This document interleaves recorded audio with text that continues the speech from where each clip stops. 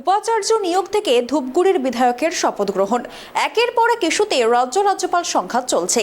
উপাচার্য নিয়োগ ইস্যুতে বৃহস্পতিবার সেই সংঘাতের মাত্রা আরও বাড়িয়ে দিলেন রাজ্যের শিক্ষামন্ত্রী ব্রাত্য বসু।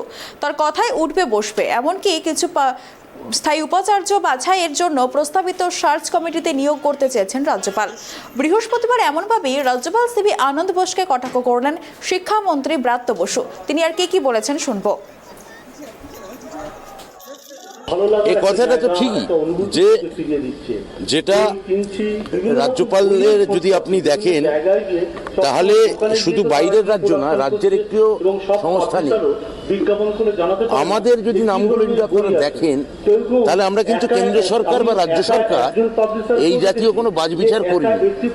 আমরা কেন্দ্রীয় সরকারের মানে যেমন আমি বলতে পারি আইএসআই, ইন্ডিয়ান স্ট্যাটিস্টিক্যাল ইনস্টিটিউট বা সাহা নিউক্লিয়ার ফিজিক্স, সেখানকার সত্যিকারের মানে একাডেমিশিয়ানদের আমরা সার্চ কমিটিতে রাখতে চেয়েছি।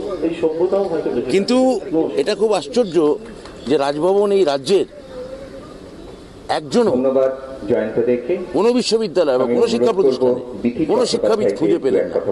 তার মানে উনি আসলে কিছু পাপেট, যেমন তার হাতে কথা শুনে উঠবে নাচবে কিছু পুতুল, উপাচার্য যেমন খুঁজছিলেন, তা এই প্রক্রিয়া উনি জারি রাখতে চাইছেন।